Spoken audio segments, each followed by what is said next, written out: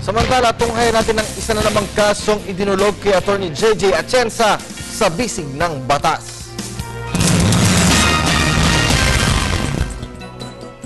Si Jasmine ay isang negosyante na nagtitinda ng mga pre-order na damit, sapatos at bag. Ayon sa kanya, maganda daw ang daloy ng negosyo niya. Kinukuha niya ang kanyang mga supplies sa isang kaibigan niya na importer.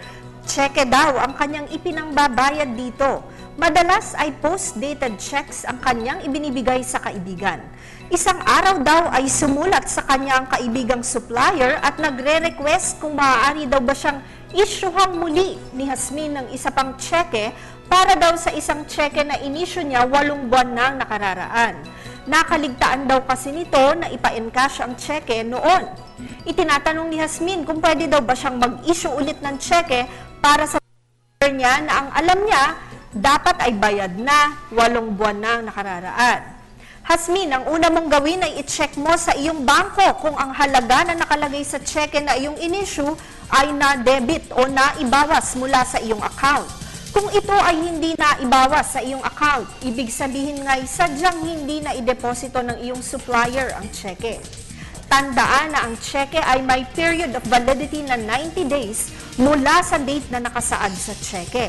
Kapag ang taong inisyuhan nito ay hindi na ideposito o na-encash ang tseke sa loob ng 90 days mula sa date na nakasulat dito, itinuturing na po ito sa batas na sa Negotiable Instruments Law na stale check. At hindi na ito maaari pang i-encash o gamitin sa transaksyon. Maaaring palitan mo ang checking ito ng isa pang tseke sa parehong halaga na magko-cover sa halagang dapat ay nabayaran mo na 8 buwan na ang nakararaan. Paalala lamang po na ang aming opinyon ay base sa mga detalyeng inyong ibinigay sa amin.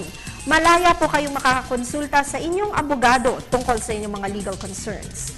Salamat po sa pagtitiwala ninyo sa Telebisyon ng Bayan. Mag-email po kayo sa ptv4newscenter@gmail.com. Attorney JJ Jimeno Atienza po, ang inyong bisig ng batas.